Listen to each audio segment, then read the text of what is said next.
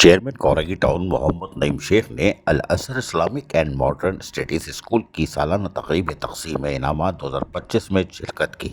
الازہر Islamic and modern studies school کی سالانہ تقریب تقسیم انعامات پر زیر سرپرستی جو مفتی محمد صدیق پرنسپل ہیں الازہر اسکول کے منعقد ہوئی، جس میں طلباء و طالبات کی سال بھر کی تعلیمی، اخلاقی اور قرآنی کارکردگی کو سراہا گیا۔ اس موقع پر چیئرمین کورنگی ٹاؤن محمد نعیم شیخ نے اسکول کے تعلیمی، دینی اور اخلاقی ماحول کو سراہا اور طلباء کی محنت کو خراج تحسین پیش کیا۔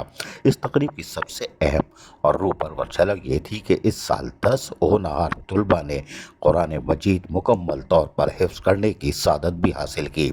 ان طلباء کو خصوصی اسناد، شیلڈ اور دستار فضیلت سے نوازا گیا۔